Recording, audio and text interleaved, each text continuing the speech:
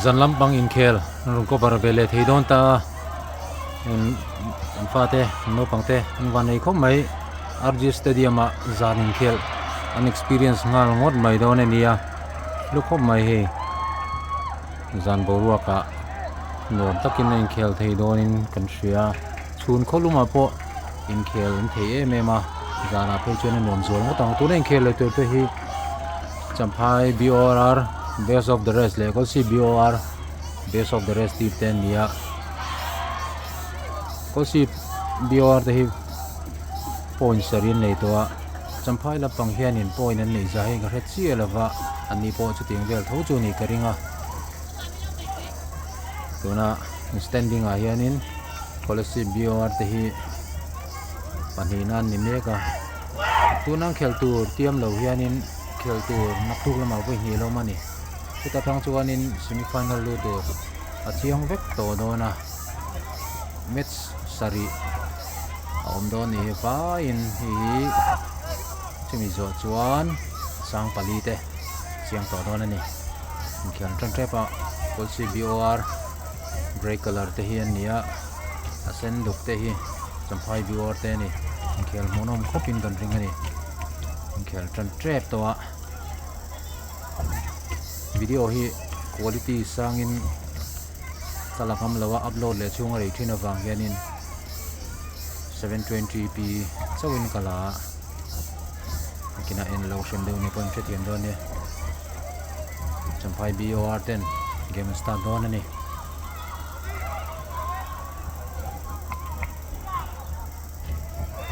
ta pangten ma son ma tam ta khe championship rang char chu vek kan du sang be se ni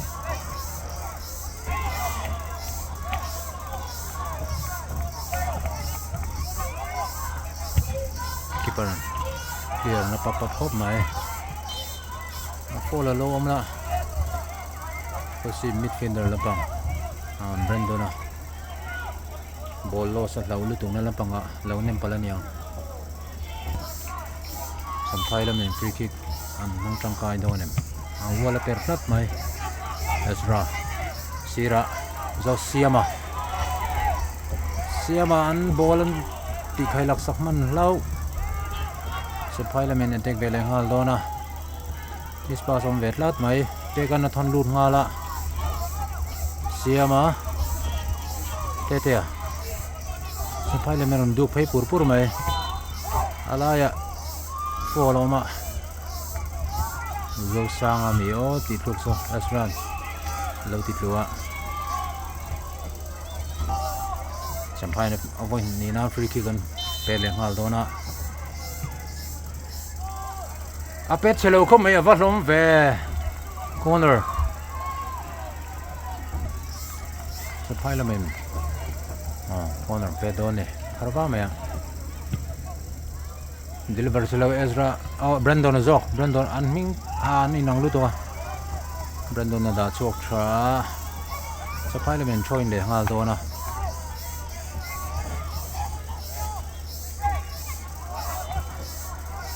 Kolasib lampangin join ve thung do na ni azarian man mo khop mai malama te pe ngala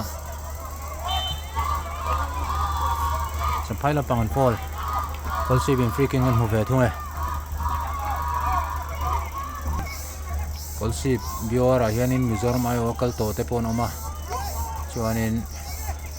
Champhai te po hianin Mizoram ai okal to te nom bokani sub junior rakhanin Bengaluru muna zukal te oma te karun Champhai la men head shock thelo mai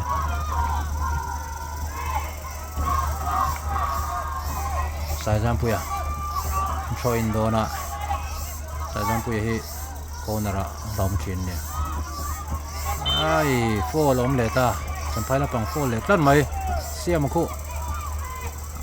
Kolasib striker siam khu an pot na sa thin kho meng khela piangin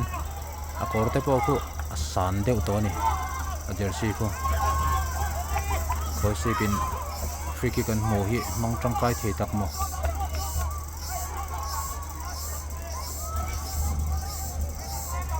Banatan pedona a free kick a van doi keeper in ring le man ko munom ve kra action ka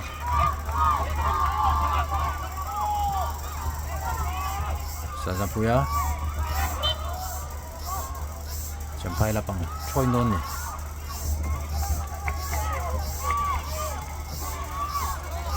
te ka ro head chuak tha te ka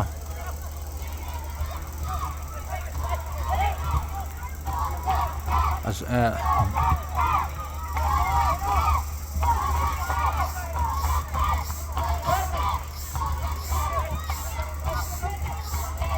khela monom khop mai passing pengam zat zada siama avahan chan save hin siam teu em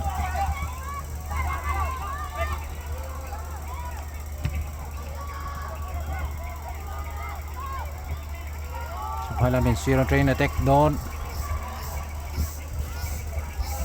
bul bele pot ning la train nor bele dona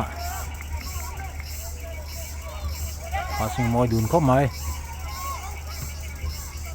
vola trya second ball oma zone lo ani lo ready a him lo e siama Bernard Kolasib lapang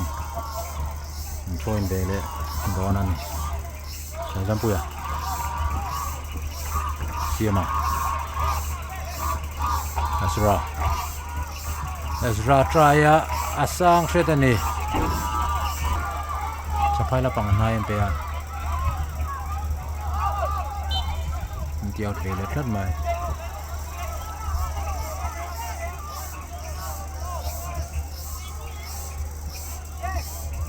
Seman has slipper Azaria save deu lekani Azaria cross madonem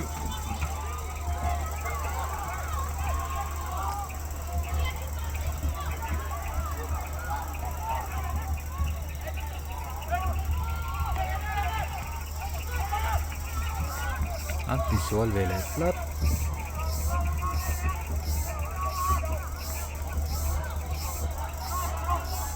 Sajamar long throw Bernard clear the lau mai sa Champuya tete alai deu leka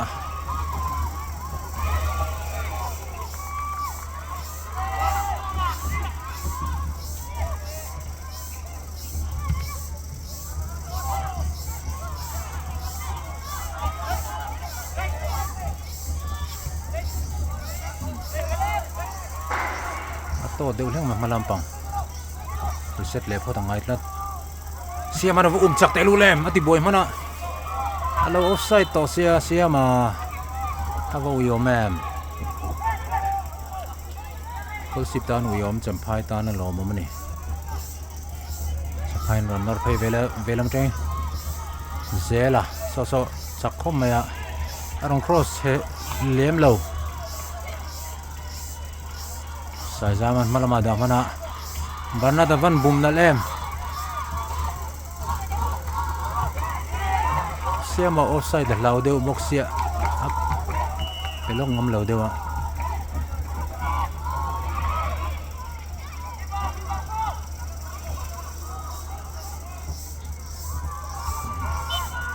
siama annem letlat free kick Kolasib laminan muwa siam hi ve na ngai na sani tlarma hianin tal nei me mea team tin hianin an mak deu top mea banatan free kick pele dona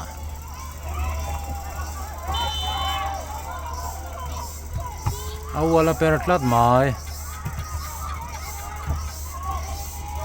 Ezra na try nuwa Brandon na ronda lu lea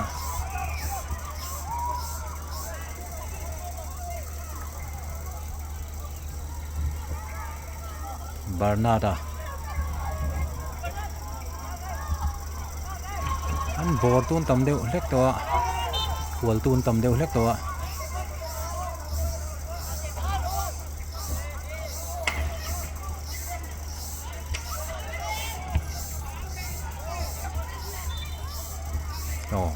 zela ami a zela lo fall ve tlat mai tlar malama tang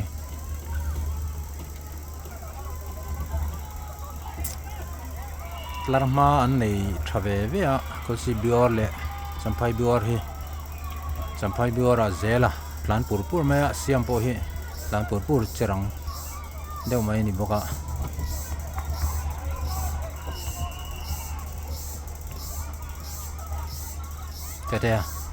Teten chan sain siam thei trep corner lo chuak ni peka aron luta heturin azaria beka peka le sajam puya heturin an luta ni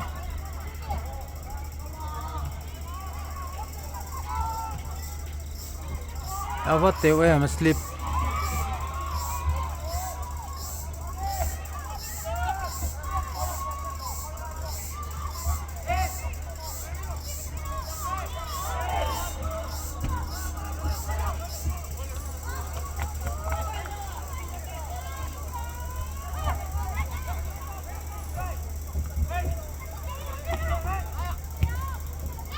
lại free loan lát máy tran pui man lor ban ron langa Ezra ma execute man lo deu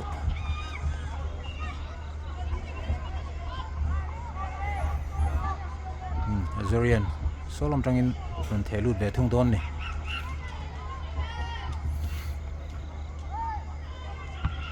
Brandon ana try a pega on dalet le ngal siam an receive man trepa rumle Champhai le min muni man da chuak an tek chun zama Brandon Narvan slide thave at pera good judgment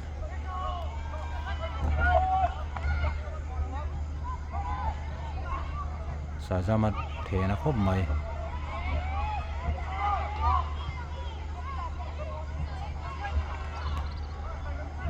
all boy charchara Ezra Bernard na drop loot na tete an chest tha siaman chan sin siam dum malaman block nem deu bok ni Champhai lamin an countera Brandona ahun taka lo fall ani follow sela ju hlom khopang ka ta pia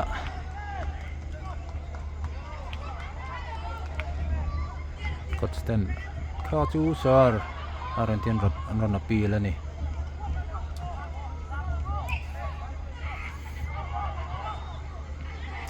Champhai la pangin halfway line trangin free kick and pen deu tamal mala deliver thengem o tuna hianin khelam monoma in netok sia gol la lut laba ava hlomve a bar per dot mai ai second ball ai gol tatlat mai Champhai lamin gol poi mo deu mai aron khung ta a bar per nuwa kiparin anem chuak theilo niang tuning khel gol ma saber nia Champhai BOR in first half 1-0 in man shoi ni anim pesual tlat mai goal le hal trep ani Champhai la men corner pe dona ala chu mishing kal kha an lo scan man lo ni tim khur lo deu lekin passing om tlat mai khala ha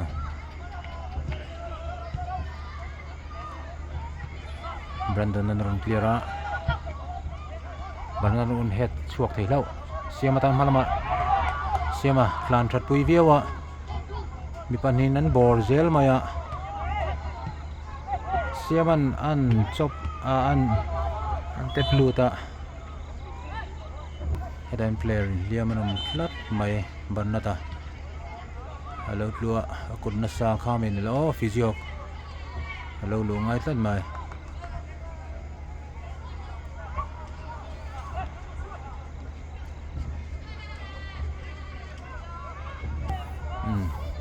thong chua le ban na ta khel le thi lawa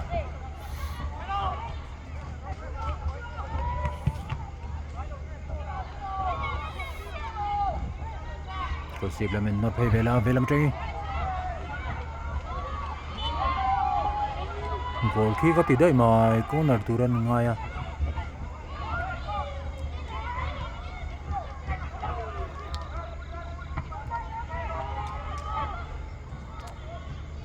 Champhai lamin ball drop loot à pe con lâu veng thế lâu à Fredian pe chelo Siam malama Siam chan san don em arong khoi sang man la zel mai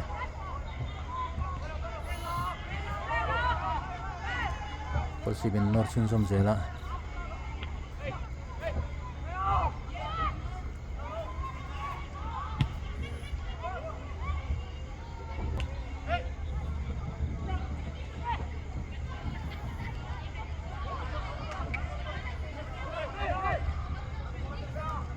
Ezra Brandon Siama Tete lo pong set avat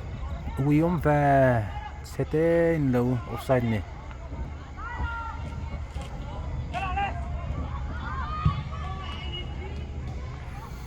Zela aduk chak khom mai a score letlat mai Zela Arvanon drop long ball and mang trăng kait lat mai Zela khu ve ngai anh tí trên khania anh veng lâu đều lát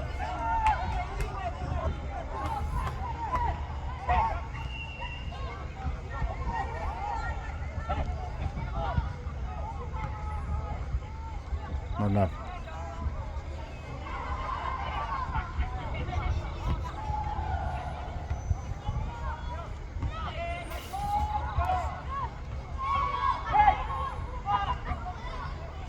rồi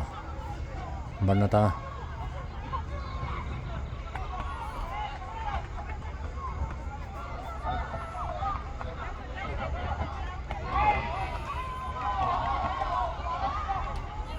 Sa Champhai thế nó phốp mày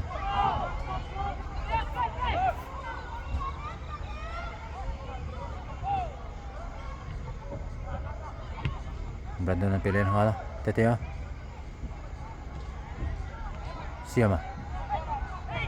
Siam chan san này thì lâu tlat mai ball nam man riu mà Pegale azira te anh combine thế lawa tete à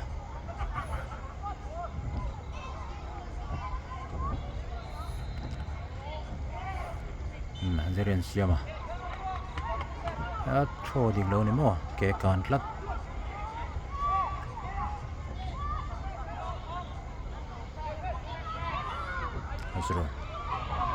Ezra try a goal low block mana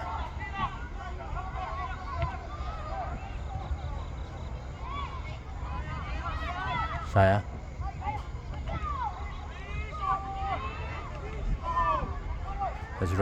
Ezra sota abara perdon mai yom va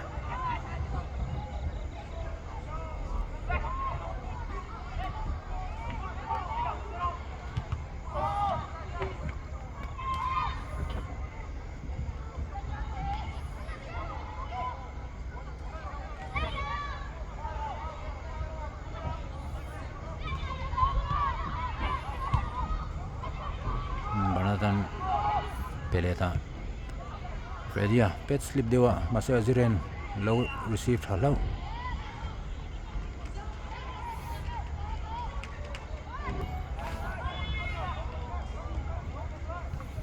Azarian siaman tuma luchang ngedeu leka Barnata Brandon Andaluta siaman try a goal kan mu ava moi ve Kolasib lamin goal on khung ve tikanin Kolasib in goal khat Champhai in goal ni true one ani ta der mai ava moi ve rin lo deu in on shot thut maya keeper in ring man lo tlat mai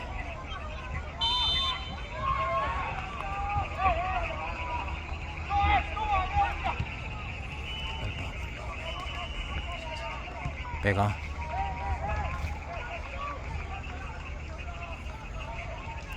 Brandon Tete Azra Tete malama siam tan adik trap siam asira lom leto boxia barna ta helam panga hianin alo ko lowa free simala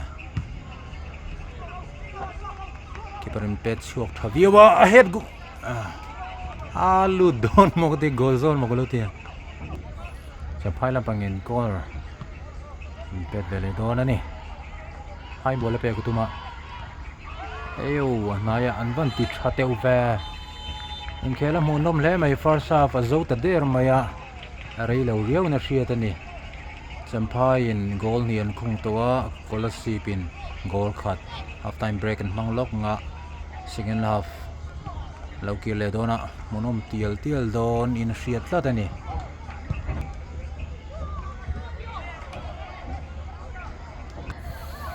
RG Stadium Molpui Aizola Inter-District League Championship Inter-District Championship khelme kania Aizol Kolasib Lunglei le Champhai League RFYC Reliance Foundation Young James League kalpui mek tena season amani district thewa season an khelzo nuwa Inter-District Championship hi khel thin ania tun hi season thumna ni player te a hianin mason na tam tak alang to ni chowangin Reliance ina no pangli garam buat sai hi hlutak zeta Mizorama kan coach thatak tak tena an lo enkol na hnuaya phai lam panga coach te nen in hlunzom na thatak nein pombania hausak na zar zawin Mizoram football thang mek zela no panga tangin grassroots level atangin man son chozel don ani half time break line hela pangi kan tin phei ve long nge RD Stadium abula hianin ardeng thoma indoor stadium oma salai chonin MSL Mizoram Super League kan ti ka basketball khelme kania naute ho po hian helai hall abula hall athing ho hianin ni zana te pon lo zuen venin zanin po hi in khel zolama en len sa khop maya ton hostel hi hei achak maya hen kan hnuai henia aru fian a hle deuh hleka helai chu anom khop mai hostel nom deuhan thenga Mizoram State Sports Council Sports Hostela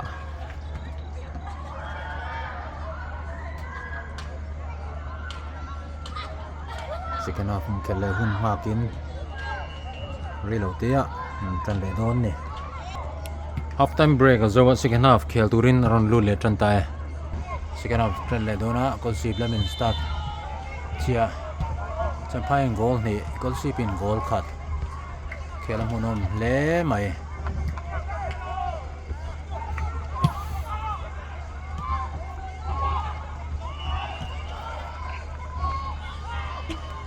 Avaron clan pui thave siama mi ai wiom tu Ezra na sota sang ni wiom va pol chela em peta tu thaleng ai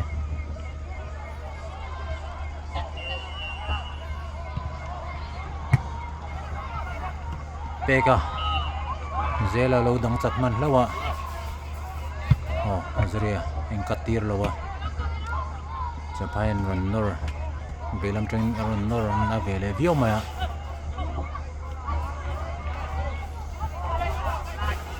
back to zong rei khom mai Azria head let thei zela Simon fight na khom mai Bernard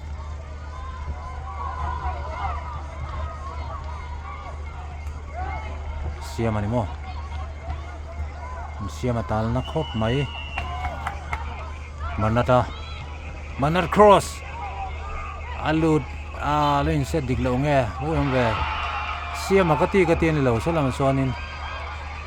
an tlanduk velam ron tlanduk pur kha barnat ani so khanga sia chin har tar yo me zana chone inang ainang rom sia barnat ani kha zo kana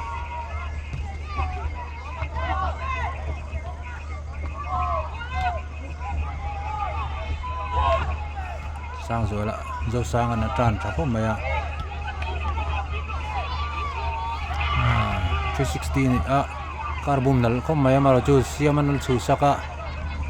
tê anh man tre bani he var zo không nó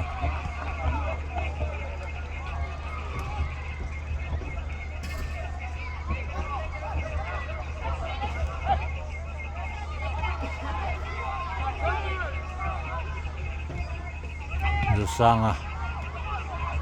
pega head let ngala zo sang bok sia asra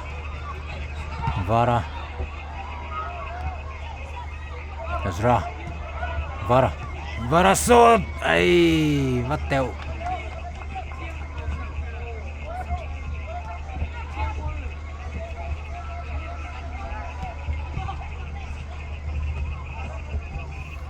pega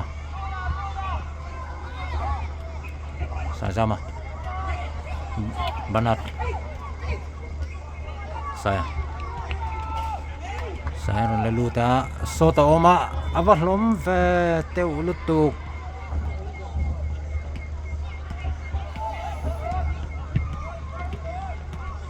Brandona var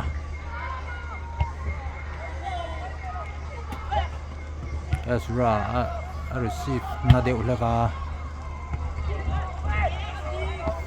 Brandona Ezra Barnata awat teu em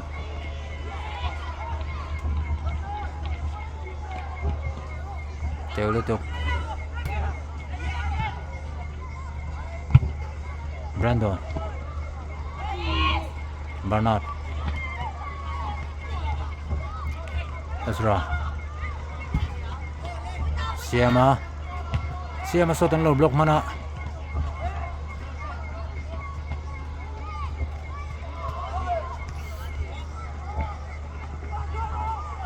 pega saya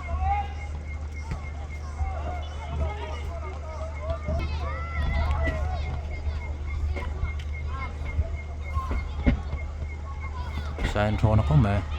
Van head slips Siama Azria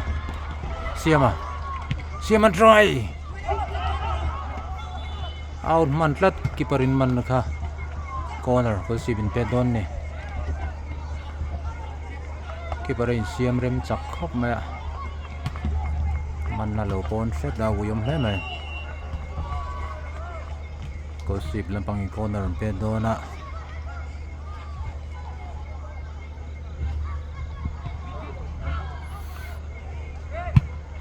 sign ahead mana Bernard so to om ava uyom em sang set an lo block trend man deflection o mani Kolasib lampang in corner an pedona an mang tong kai theng mo in sipot sunan Champhai goal hian khung tua Kolasib in goal khat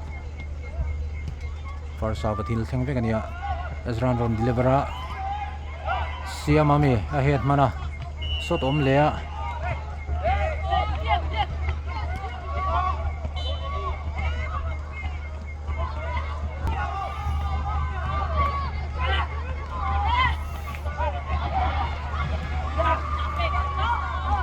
Azrele Siamade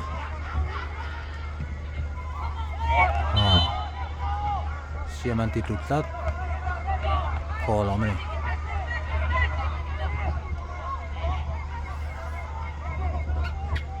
Kolasib lamin nor tak ngai to ni chance nei man Champhai zel ngaya Champhai lampangin defense line a an up dei maya trap siam tumin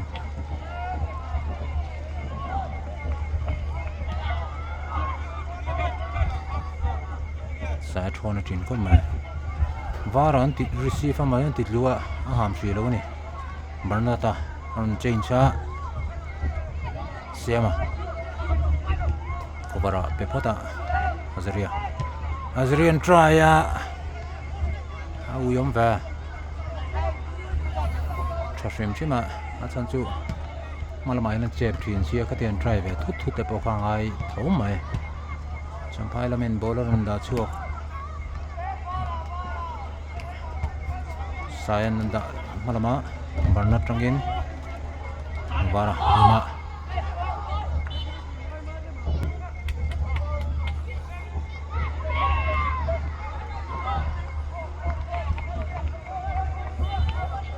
sa Kolasib lampangin free kick ang lo chuak ani out ball zo ka lo ni kha throw in tur zo ka lo ni saya thona khop maya vara Ezra sota an lo block mana peka teplut ana shetani ai siama alam han trepa alpal buaina out ani keeperin long ball pedona a low ball aduan pen niam deu tlan mai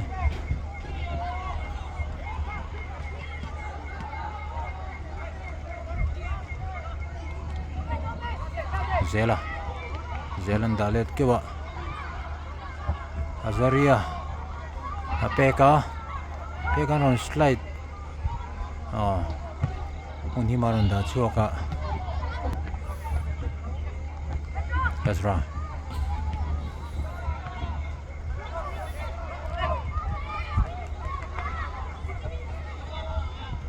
Azaria siama flick zeu vara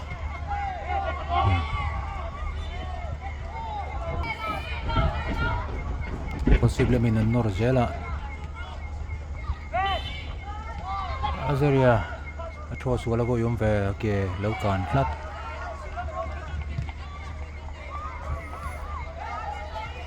golden mun hi true one in Champhai BOR ten man roi me gani Kolasib BOR ten sipur sun na chansan nei teu thei khop maya touchline bula bolan la lutor Ezran na fola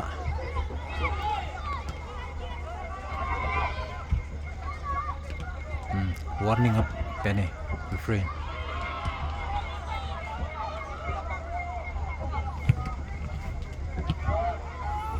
Brandon has slipper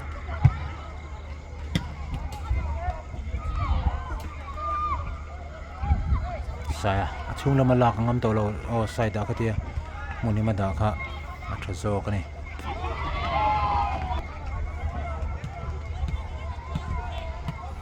Brandon an thro sol vele tlat Champhai lampangin ke kan ve tho mai sai hi thong un to la thro dik viong sia kalma mama lo e ru then deu ni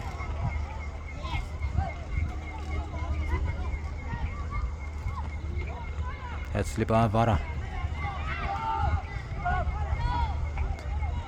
Azaria Champhai lamin attack flat mai zela ron lut man lo pegan clear man lo siama an tiklule trap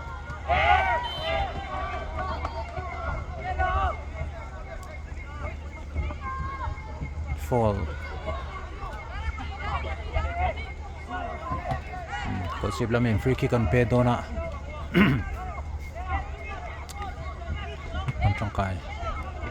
man trangkai thei chuanin a timing viawang golden mun hi Champhai to Kolasib 1 ani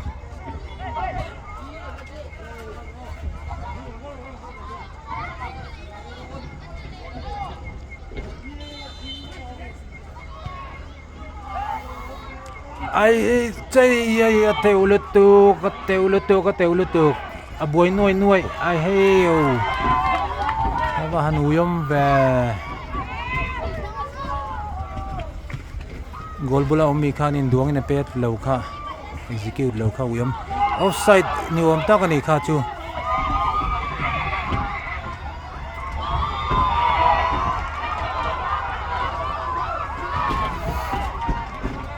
safe man lo lu don mo ka dia siama corner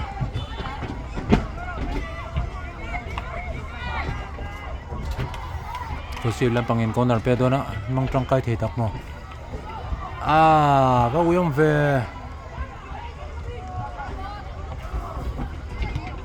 sang fetalom la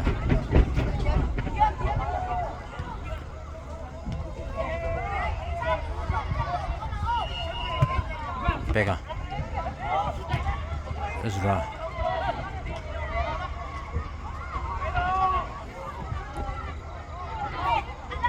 Sima Zaria Ezra Sima tanan dalu ta duain defenderin lâu đăng thiêm vẹt lát mày kha chưa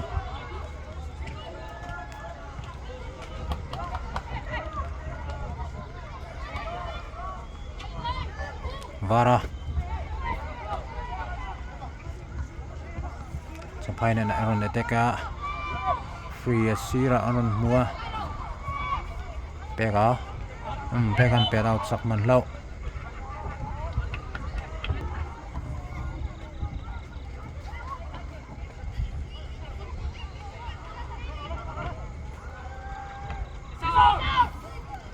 Zaria Brandona Siama Van khôi sắc thở về Zaria Heslipeo Siama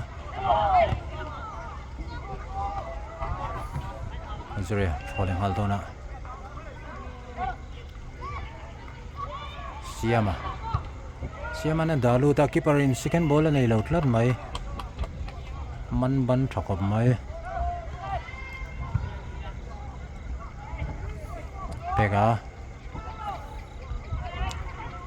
sa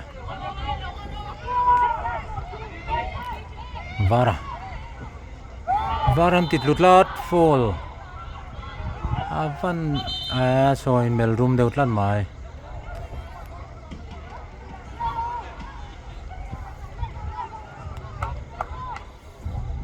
lan này đâu tiêu mà nè game mà trong về mà ôm về bốc nén thiếm đồn xiên kể lên muốn ôm khóc mẹ em buổi đâu nuôi mẹ à so game lấy về là sang về tổ khóc mẹ buổi đâu nuôi cầu sang rồi tôi nó fall tu ha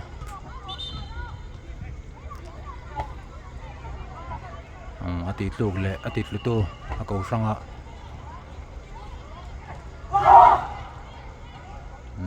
zilha halo kani ha boy chin zum tawlo turin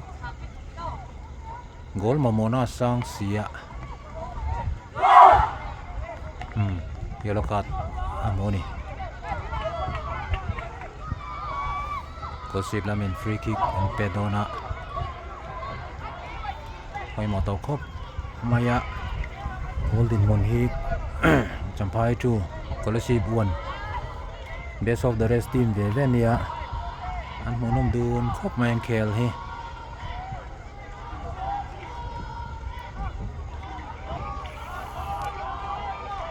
bôi một tắc cái này vô là khum nữa sao nó khum man long tì rồi chú hồn có mấy gol là tiền rồi xưa ava goal na telulem an sipur sun na goal another free kick mangin goal na zet mai kan mue an sipuran su da true nita in khel poi mole munom takani avan munom avan nalin avan munom e man game hi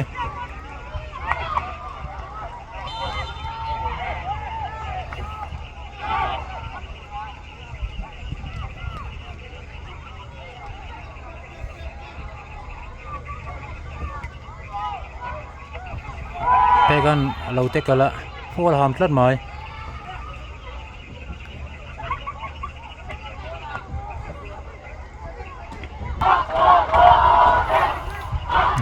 con làm bằng thom po nó to không mày chuồn lâu áo ruột đuối mày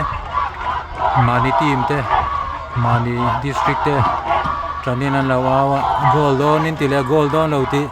anh Paul to mày tôi nói golden money chu ni mẹ cái này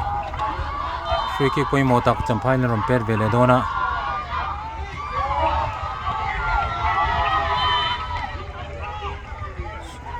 làm ha player luôn ông rất mày Zela mi leo Zela physio ko luôn ngay tlat mai anh liam na em lawang chuma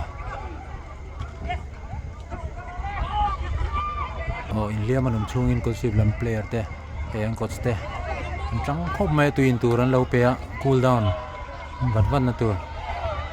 cho nên Champhai lam pangpo coach ten hey briefing me ka ni game start le don ta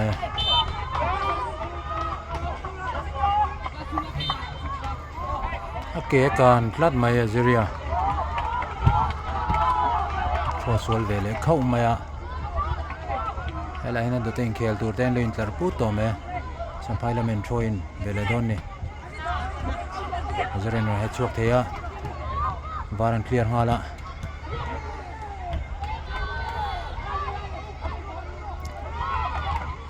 Barnata ron plan thakop mai va pui ve ai Barnata ko tia ni lo ngo Barnata tu na plate tu zo khani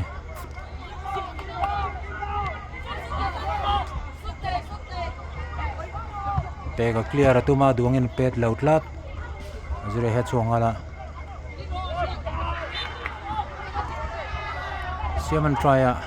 siu deu lek to ni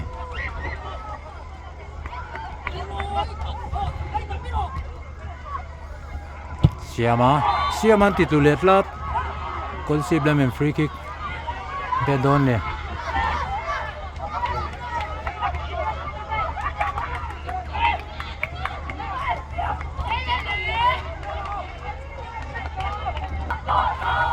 Kolasib lam free kick be don Ezra goal try keeper in second ball nei lautlat mai head turin apedon zo ko mo dia run pet sang talua malama clear zungzung andu to ni fall tilet lat halfway line train Champhai freaking pet dona una top trap to tunen golden money chu ni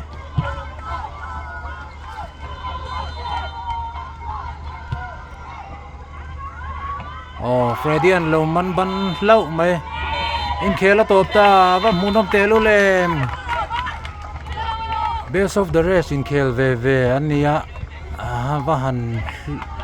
munom tie ve han kum zat bo kan thengil mai don lo mala Champhai in true zero in man suai nuwa Kolasib an ron nga an ron chuak tlat mai an si puron su jawa tu in khelan trin ta ni munom le mai an zawa hianin an mahuna du sakna kan hlana khelle turan nei nak tu kan khelle tura po thata khelzel turin zana po tui takamua taksamong mamong zat muhil turin kan du sakni coach te an van fakom thin te lul man naw te tan hian an lu ni thanem ngai tekin sira tangin an lo kai shoi chara in khel lutak azauta naktuk lampanga khel ni lama chhon dona chuta tang chuanin semi final lu tura chiang don ni Reliance Foundation Young Champs no pang league atlut na le tangkai na kan hu chau zel ani